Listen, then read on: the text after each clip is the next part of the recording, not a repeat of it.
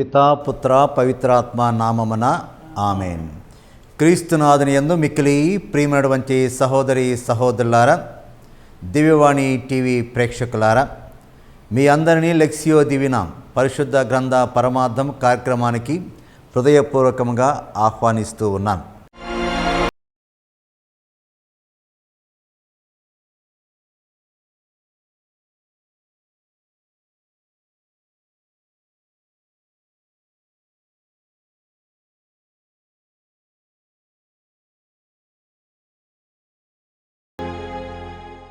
ఈ కార్యక్రమంలో నాతో పాటు saint Ann's convent Arundelpet Guntur superior sister Mariarani garu, పునీత అంతోని వారి పుణ్యక్షేత్రం Guntur senior council member retired bank manager N G Prakashrao garu పాల్గొంటున్నారు.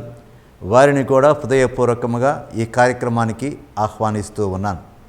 ముందుగా ఈ కార్యక్రమంలో మొదటి భాగమైనటువంటి పరిశుద్ధ గ్రంథాన్ని పఠించుకుందాం. పునీత లూకా గారు వ్రాసిన సువిశేషము 17వ అధ్యాయము 11వ వచనం నుండి 19వ వచనం వరకు. యేసు సమరయ గలిలయ ప్రాంతముల మీదుగా యెరూషలేమునకు పోవుచుండెను. ఒక గ్రామమును అడుగు పెట్టగానే 10 మంది కుష్ఠరోగులు ఆయనకు ఎదురైరి. వారు దూరమున నిల్చుండి గొంతెత్తి, ఓ యేసు ప్రభువా, మమ్ము కనికరింపమని కేకలు పెట్టిరి. యేసు వారిని చూచి, మీరు వెళ్ళి యాజకులకు కనిపింపుడు అని చెప్పెను. వారు మార్గమధ్యమునే శుద్ధి పొందిరి. అప్పుడు వారిలో ఒకడు తాను స్వస్థుడగుట గమనించి ఎలుగెత్తి దేవుని స్తుతించుచు తిరిగి వచ్చి యేసు పాదముల వద్ద సాగిలపడి కృతజ్ఞత తెలిపెను. అతడు సమరయుడు. అప్పుడు యేసు 10 మంది శుద్ధులు కాలేదా? మిగిలిన 9 మంది ఎక్కడా?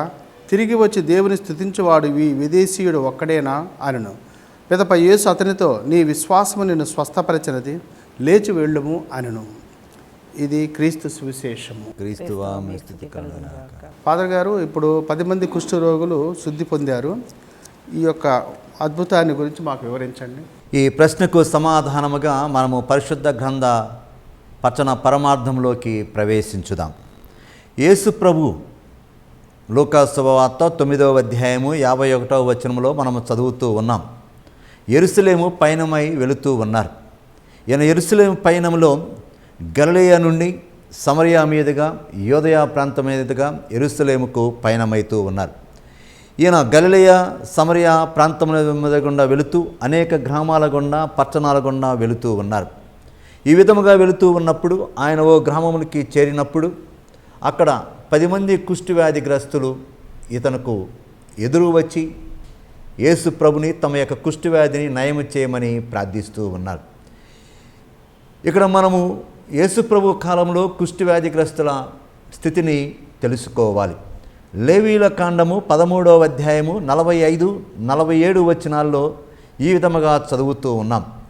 కుష్ఠరోగి చినిగిన బట్టలు తాల్చి తల వేరబోసుకోవలెను. అతడు పై పెదవిపై చేయి మోపి అశుద్ధుడను అని కేకలెడవలెను. కుష్ఠరోగిగా ఉన్నంతకాలం అతడు అశుద్ధుడై అతడు ఏకాంతముగా శిబిరము వెలుపల జీవింపవలయనని చెప్పబడుతూ ఉంది.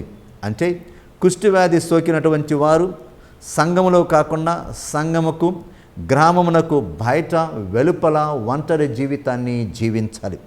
ఎవరైనా వారికి ఎదురు పడితే దూరము నుండే మేము అశుద్ధులము అని కేకలు వేయాలి. కానీ ఈ 10 మంది కుష్ఠవ్యాధిగ్రస్తులు ప్రభును చూసినప్పుడు అశుద్ధులము అని కేకలు వేయటానికి బదులు ఆయనని ప్రార్థిస్తూ ఉన్నారు. ఓ యేసు ప్రభువా, మమ్ము కరుణించు అని ప్రార్థిస్తూ ఉన్నారు. అంటే వీరు యేసు ప్రభుని గురించి విని ఉండి ఉంటారు. అందుకే విశ్వాసముతోటి వారు యేసు ప్రభుని తమ మీద దయచూపమని ప్రార్థిస్తూ ఉన్నారు. కీర్తనకారుడు ఈ విధముగా అంటూ ఉన్నాడు, ప్రభువు నన్ను కరుణింపుము. కీర్తన 31 వచనము 9. ఆ విధముగానే వీరు ప్రభుని ప్రార్థించి ఉన్నారు. వారు ఈ విధముగా ప్రార్థించినప్పుడు ప్రభువు వారితోటి మీరు వెళ్ళి యాజకునికి కనిపింపండి అని అంటూ ఉన్నారు. లూకా శుభవార్త 5వ అధ్యాయము 13వ వచనంలో ప్రభువు తన వద్దకు వచ్చినటువంటి కుష్ఠరోగిని తాకి స్వస్థుడు కమ్ము అని స్వస్థపరిచి ఉన్నారు. ఇక్కడ ప్రభువు వీరిని ఆ విధముగా తాకకుండా వెళ్ళి యాజకుడికి కనిపించమన్నారు. దీనిలో ఉన్నటువంటి అర్థము ఏమిటి అంటే లేవీయుల కాండము 14వ అధ్యాయము 2 నుండి 4 వచనాల్లో ఈ విధముగా చెప్పబడుతూ ఉన్నది. కుష్టు నయమైనది లేనిది యాజకుడు పరీక్షించి అతడు స్వస్థుడైతే బలులని సమర్పించమంటాడు.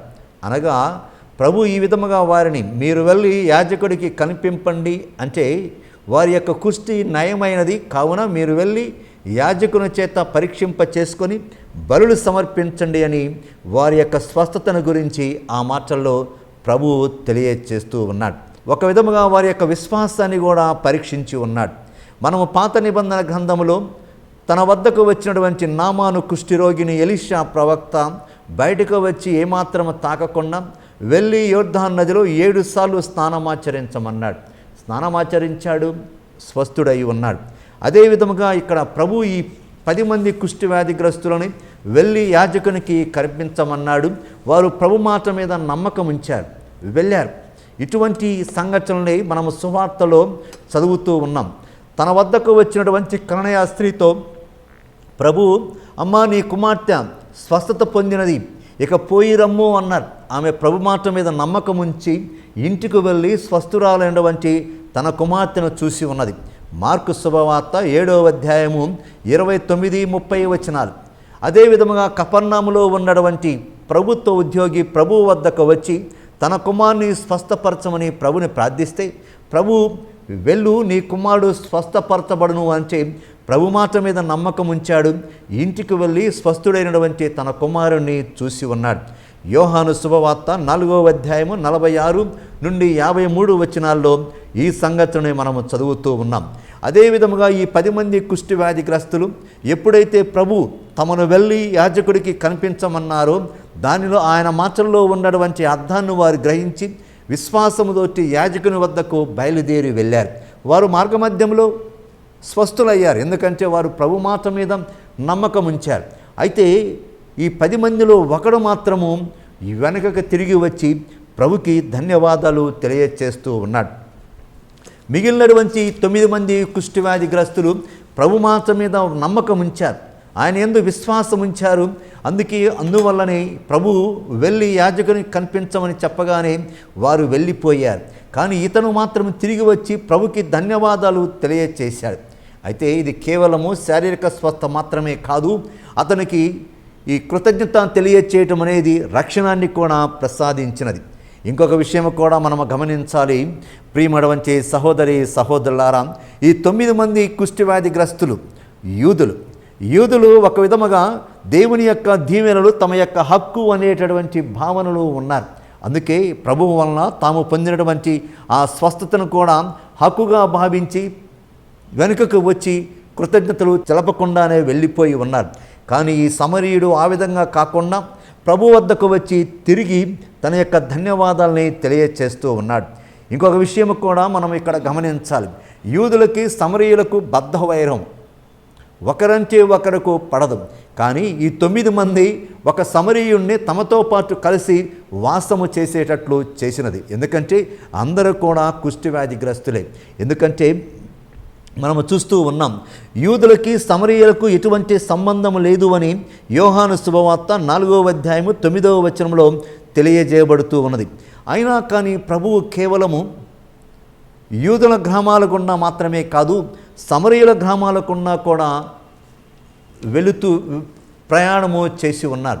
అసలు ఈ సమరీయులు ఎవరు అంటే ఆఫ్ జ్యూస్ అంటారు, సగము యూదులు అంటూ ఉంటారు. క్రీస్తు పూర్వము 722వ సంవత్సరంలో అసిరియా రాజు ఉత్తర భాగాన్ని జయించి అక్కడ ఉన్నటువంటి ప్రజలను వేరే ప్రాంతానికి వలస తీసుకుని వెళ్ళి వేరే ప్రాంతం నుండి ప్రజలను తీసుకుని వచ్చి ఈ ఉత్తర ప్రాంతంలో ఉంచి ఉన్నాడు. యూదులకి అన్య జాతులకి జన్మించిన వారే సమరీయులు. వీరిని యూదులు అసహించుకునేవారు, చిన్న చూపు చూసేవారు, వారిని దూరముగా ఉంచుతూ ఉండేవారు. కానీ ప్రభువు ఎటువంటి తారతమ్యము చూపించకుండా వారి గ్రామాల గుండా కూడా ప్రయాణం చేస్తూ కొన్ని చోట్ల వారికి సువార్తను ప్రకటించడం అనేది మనము చదువుతూ ఉన్నాం. ఎందుకంటే ప్రభువు కేవలము యూదులకు మాత్రమే రక్షకుడు కాదు, అన్యులకి సర్వ మానవాళికి రక్షకుడిగా దేవుడు ఆయన్ని పంపించి ఉన్నాడు. చివరన ప్రభువు తన యొక్క శిష్యులతో కూడా ఈ విధముగా పలికి ఉన్నాడు, మీరు సకల జాతులకి పితాపుత్ర పవిత్రాత్మ నామమున జ్ఞానస్థానం మసగచ్చు నా శిష్యుల్ని చేయండి అన్నాడు. మత్తయి శుభవార్త 28వ అధ్యాయము 19వ వచనం. క్రైస్తవులు కూడా ఈ విషయాన్ని గమనించి అందరినీ అంగీకరించాలి. ఎటువంటి తారతమ్యము కానీ భేదాలు కానీ చూపించకుండా అందరినీ సమానముగా అంగీకరించాలి అని ప్రభు చేసినటువంటి ఈ చర్య ద్వారా మనందరికీ కూడా అవగతమవుతూ ఉన్నది. గలతీలకు రాసినటువంటి లేఖలో 3వ అధ్యాయము 27-28 వచనాల్లో పౌలు గారు ఈ విధముగా పలుకుతూ ఉన్నారు. క్రీస్తునందు జ్ఞానస్థానం పొందిన మీరందరూ కూడా క్రీస్తుని ధరించి ఉన్నారు. కావున యూదుడని అన్యుడని లేదు, బానిసని స్వతంత్రుడని లేదు, స్త్రీ అని పురుషుడని లేదు, ఏలైనా క్రీస్తు యేసునందు మీరందరూ ఒక్కటే అన్నాడు. ఈ సమరయుడు తిరిగి వచ్చి యేసు ప్రభు పాదాల మీద పడి సాష్టాంగ నమస్కారం చేస్తూ ఉన్నాడు. అంటే ఇది పూర్తి ఆరాధన. తనను తాను పూర్తిగా యేసు ప్రభుకి కృతజ్ఞతాభావంతో సమర్పించుకుంటూ ఉన్నాడు. యేసు ప్రభుని తన యొక్క రక్షకునిగా అంగీకరించి ఈ సమరయుడు తన యొక్క ధన్యవాదాల్ని కృతజ్ఞతలు తెలియచేస్తూ ఉన్నాడు. ఇప్పుడు చిన్న విరామము తీసుకొని మరలా ఈ కార్యక్రమానికి తిరిగి వద్దాం.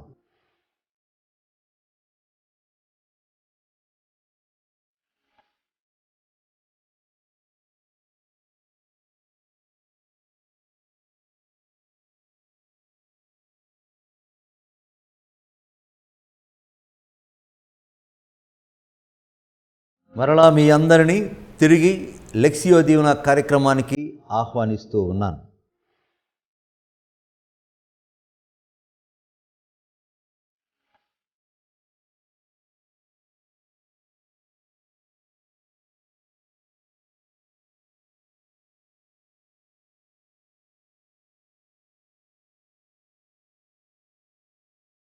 ఫాదర్ గారు, ఇప్పుడు ఈ యొక్క సువిశేషంలో 10 మంది స్వస్థత పొందారు. ఒకళ్ళు మాత్రమే తిరిగి వచ్చి సమరయుడు మాత్రమే కృతజ్ఞత తెలుపుతూ, ఇది ఏం సందేశం ఇస్తుంది మనకు? ఈ 10 మంది కుష్ఠవ్యాధిగ్రస్తులలో ఒకడు తిరిగి వచ్చి ప్రభుకి ధన్యవాదాలు తెలియచేస్తూ ఉన్నాడు. ఈ సంఘటన నుండి మనకి అవగతమైనటువంటి సందేశం ఏమిటి అంటే కృతజ్ఞత. మానవుడు ఎల్లవేళలా దేవునికి కృతజ్ఞుడై జీవించాలి. ఇటువంటి సంఘటనే పాత నిబంధన గ్రంథంలో కూడా మనము చదువుతూ ఉన్నాం. రాజుల 2వ గ్రంథము 5వ అధ్యాయము 14-17 వచనాల్లో సిరియా సైన్యాధిపతి నామాను కుష్ఠవ్యాధిగ్రస్తుడు ఎలీషా ప్రవక్త వద్దకు వస్తూ ఉన్నాడు. ఆయన చెప్పినట్లు వెళ్ళి యోర్దాను నదిలో 7 సార్లు స్నానమాచరించి తన యొక్క కుష్ఠవ్యాధి నుండి స్వస్థుడై ఉన్నాడు. తన దేశానికి తాను తిరిగి వెళ్ళలేదు, తిరిగి వచ్చాడు. కానుకలు సమర్పించబోతే ఎలీషా ప్రవక్త ఆ కానుకలని తిరస్కరించాడు. అంటే ఎలీషా ప్రవక్తకు కృతజ్ఞతలు తెలియచేస్తూ ఉన్నాడు. కేవలము కృతజ్ఞతలు తెలియచేయటం మాత్రమే కాదు, కానుకలు సమర్పించబోవటం మాత్రమే కాదు, ఎలీషా ప్రవక్తను అక్కడ ఉన్నటువంటి మట్టిని, ఈ పాలస్తీనా దేశం నుండి కొంత మట్టిని తన యొక్క దేశానికి తీసుకొని వెళ్ళటానికి అనుమతిని అడుగుతూ ఉన్నాడు. దీని అర్థం ఏమిటి అంటే ఆనాడు వారు విశ్వసించేవారు ఒక్కొక్క ప్రాంతానికి ఒక్కొక్క దేవుడు పరిమితమై ఉన్నాడు అని. ఇతడు ఎప్పుడైతే కుష్ఠవ్యాధి నుండి విముక్తి పొంది ఉన్నాడో ఇశ్రాయేలు ప్రజల యొక్క దేవుడే నిజమైన దేవుడు అని విశ్వసించి ఉన్నాడు. అందుకే ఆ దేవుణ్ణి తన యొక్క దేశానికి తీసుకువెళ్తున్నాను అన్నదానికి సూచనగా ఆ దేశం నుండి మట్టిని తీసుకొని వెళ్ళాడు. ఇక ఏమాత్రము కూడా తన అన్య దేవతల్ని కాకుండా ఇజ్రాయేల్ యొక్క దేవుణ్ణి ఆరాధిస్తాను అని తన విశ్వాసాన్ని మాత్రమే కాదు కృతజ్ఞతలు తెలియచేస్తూ ఉన్నాడు. ఇదే విధముగా ఈ సమరయుడు కూడా వచ్చాడు, యేసు ప్రభుని ఆరాధించాడు, తన యొక్క కృతజ్ఞతలు తెలియచేశాడు. మనము కూడా మన యొక్క జీవితంలో దేవుని ఎడల ఎల్లవేళలా కృతజ్ఞతమై జీవించాలి. ఐజక్ వాల్టన్ అనేటటువంటి వ్యక్తి ఈ విధముగా అంటూ ఉన్నాడు, దేవునికి 2 నివాస స్థానాలు ఉన్నాయి. ఒకటి పరలోకం అయితే 2 కృతజ్ఞత కలిగినటువంటి హృదయము అని అంటూ ఉన్నాడు. ఇంకొక చోట కూడా మనం ఈ విధముగా వింటూ ఉన్నాం, కౌంట్ యువర్ బ్లెస్సింగ్స్, నీ దీవెనలు లెక్కించు అంటాం. అనేక సందర్భాల్లో మనము మనుషులను కానీ దేవుడు ఇచ్చినటువంటి వరాలను కానీ దీవెనలను కానీ టేక్ ఫర్ గ్రాంటెడ్ అన్నట్లు తీసుకుంటూ ఉంటాం. కానీ ఎప్పుడు కూడా మనం ఆ విధంగా తీసుకోకూడదు. యేసు ప్రభు కూడా తండ్రి దేవునికి ఎప్పుడూ కృతజ్ఞుడై జీవించాడు. ఆయన యొక్క ప్రార్థనలో చూడండి ఏ విధముగా చేసి ఉన్నాడు. ఓ సందర్భంలో తండ్రికి ఈ విధముగా ప్రార్థన చేస్తున్నాడు, పరలోకమునకు భూలోకమునకు అధిపతివైన తండ్రి, విజ్ఞులకు వివేకవంతులకు వీటిని మరుగుపరిచి పసిబిడ్డలకు బయలుపరిచితివి. కనుక నేను నిన్ను స్తుతిస్తున్నాను అన్నాడు. మత్తయి శుభవార్త 11వ అధ్యాయము 25వ వచనం. అదే విధముగా లాజరుని సమాధి నుండి బయటికి తీసుకురావటానికి ముందు యేసు ప్రభు చేసినటువంటి ప్రార్థనలో తండ్రి ఎడల తన యొక్క కృతజ్ఞతను వ్యక్తము చేస్తూ ఉన్నాడు. యేసు కన్నులెత్తి, ఓ తండ్రి, నీవు నా ప్రార్థనను ఆలకించినందులకు కృతజ్ఞతుడును అన్నాడు. యోహాను శుభవార్త 11వ అధ్యాయము 41వ వచనము. మనము ప్రార్థన చేసేటప్పుడు కూడా ఎల్లవేళ కృతజ్ఞమై ప్రార్థన చేయాలి అని పౌలు గారు పలుకుతూ ఉన్నాడు.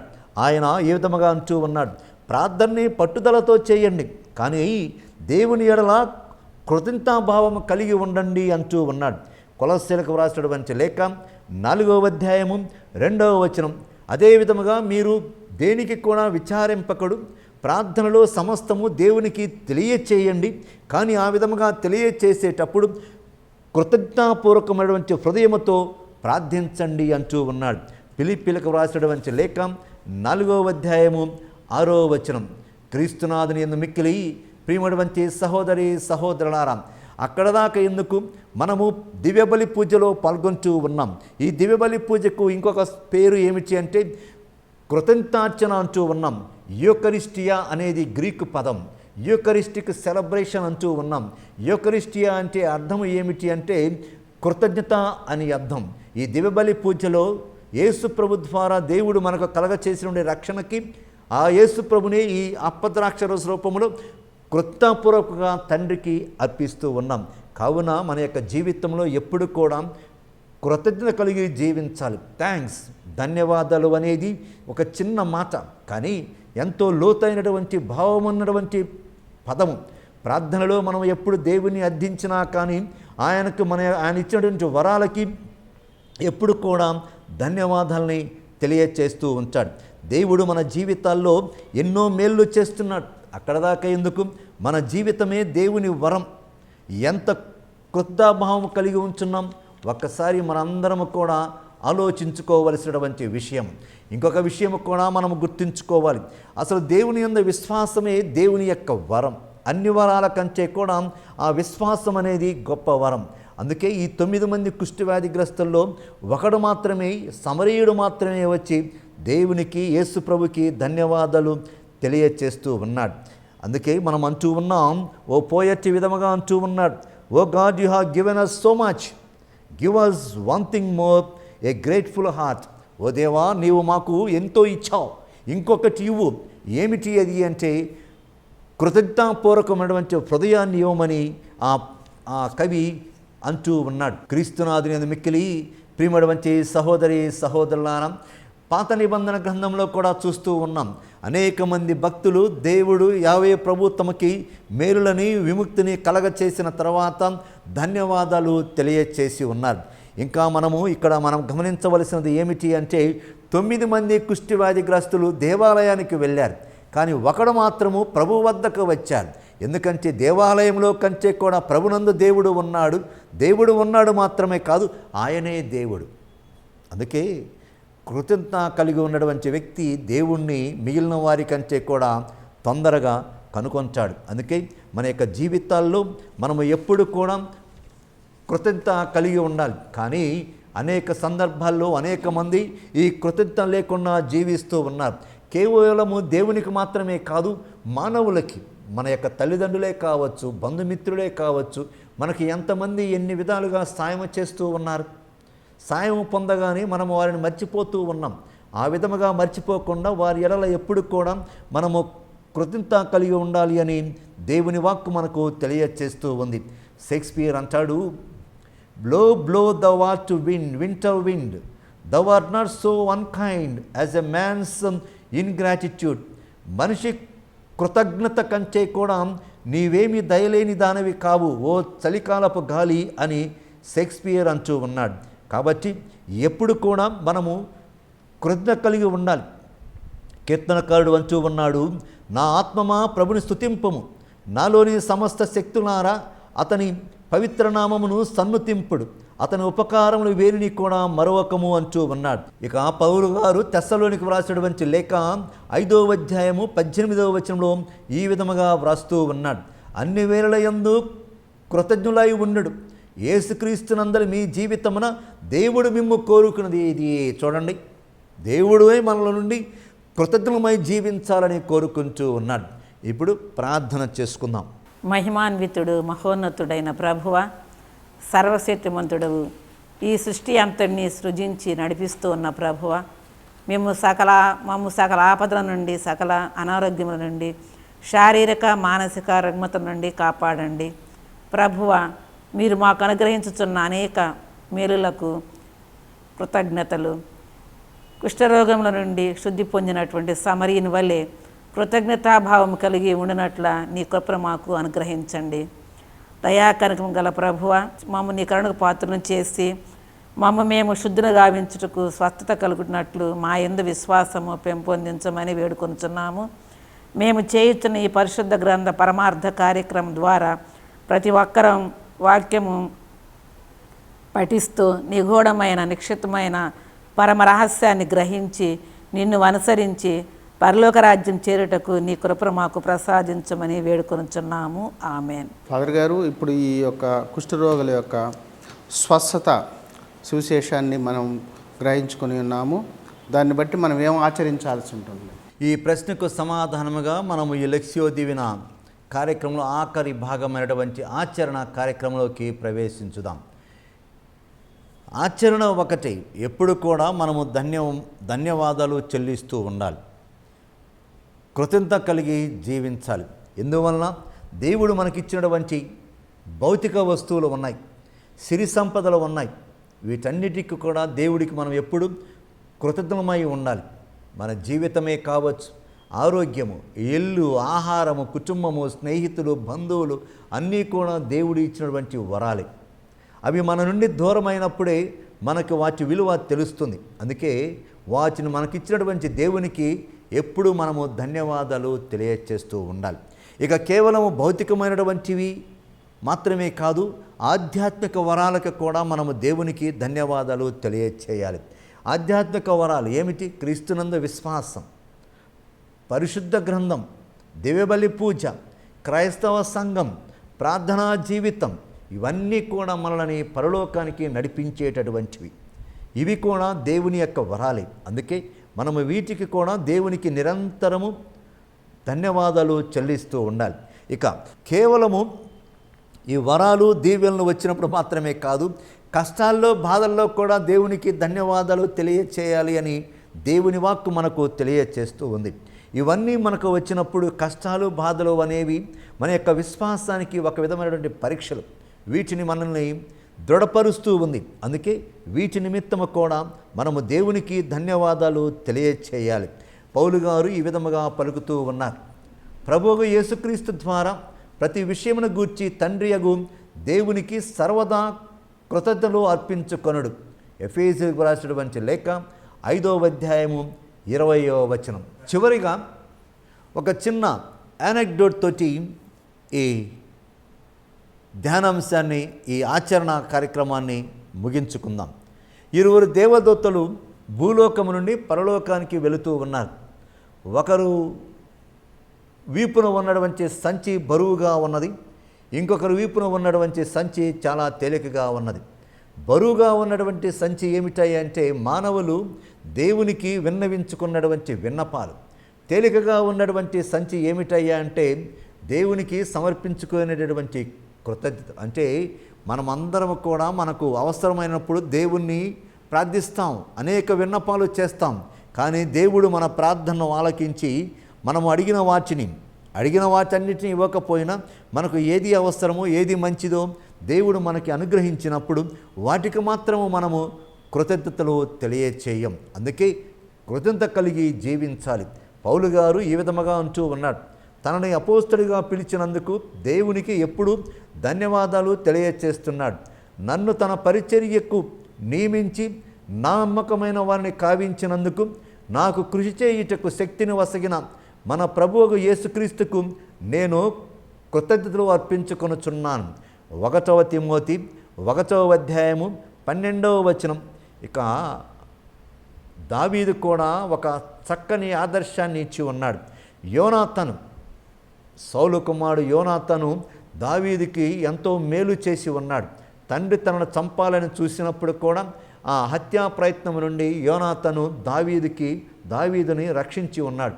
అందుకే దావీదు రాజు అయిన తరువాత యోనాతాను చనిపోయినా కానీ అతని యొక్క కుమారుణ్ణి, అవిటివాడైనటువంటి అతని కుమారుడిని మెఫీబోషెత్తును చేరదీశాడు. ఇది అతని కృతజ్ఞాభావాన్ని తెలియచేస్తూ ఉంది. 2వ సాముయేలు 9వ అధ్యాయంలో ఈ విషయాన్ని మనము చదువుతూ ఉన్నాం. మరలా వచ్చే వారం ఈ లెక్సియో దీవెనో కార్యక్రమం ద్వారా తిరిగి కలుసుకుందాం. మీ అందరికీ దేవుని ఆశీస్సుల్ని అందచేస్తూ ఉన్నాను. తిరిగి వచ్చే వారము లెక్సియో దీవెనో కార్యక్రమం ద్వారా మరలా కలుసుకుందాం. మీ అందరికీ దేవుని ఆశీస్సులు అందజేస్తూ ఉన్నాను.